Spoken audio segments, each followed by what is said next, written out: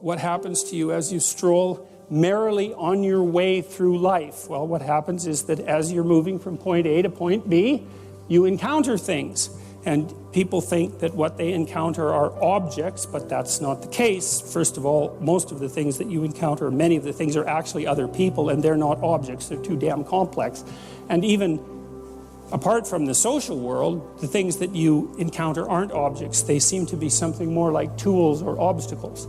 And I don't mean that we see objects and turn them into tools or obstacles. I mean that we see tools and obstacles, because what happens is that when you array yourself towards a goal, then the world transforms itself into things that get in the way of that goal, and three things. Things that get in the way of the goal.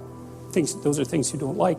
Things that facilitate your movement towards the goal. Those are things that you like.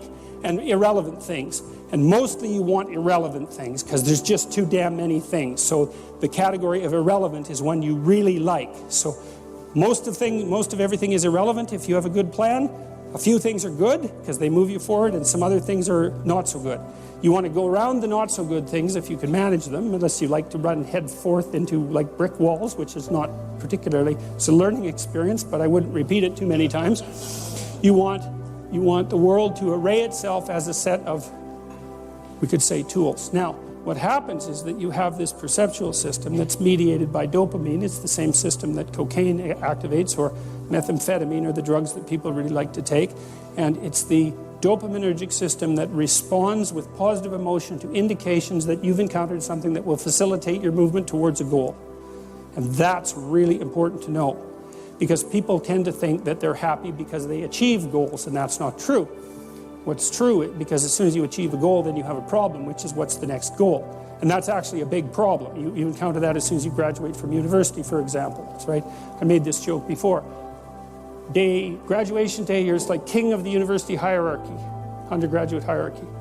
Day after, you're unemployed potential Starbucks employee, right? So it's like, so obviously the accomplishment per se as a source of reward is problematic, because when you accomplish, you run the frame to its end, and then you have the problem of needing a new frame. So that's a problem.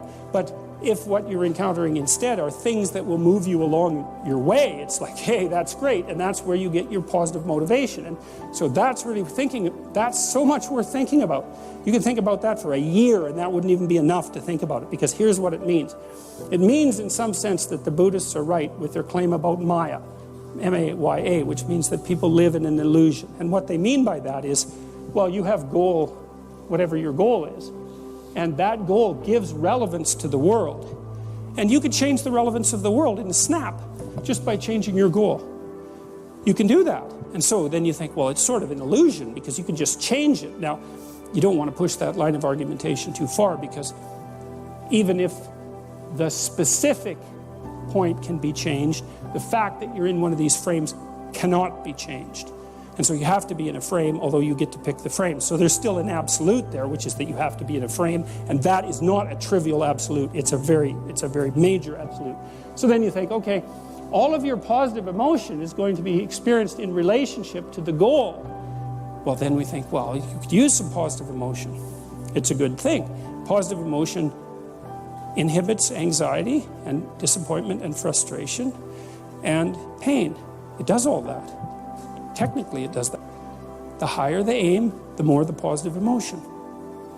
So that's you think, well, why should I bother? Why should I bother doing something lofty and difficult? It's like, because it's worth it. When people say that life has no meaning, that isn't what they mean. What they mean is, I'm suffering stupidly and intensely, and I don't know what to do about it. Well, the suffering is meaningful. It's just not the kind of meaning you want. So how do you get out of that? You note the baseline of suffering, which is very, very, very, very high. And then you say to yourself, okay, I need to do something that justifies that. And that's not so easy, because the baseline for suffering is high. If you're going to make something of yourself, let's say, so that it's worthwhile to exist in the world, then you have to aim at something that's so well structured that you can say, yeah, earthquakes, cancer, death of my family, dissolution of my goals, ultimate futility of life, and the heat death of the universe, hey, it doesn't matter, it's worth it.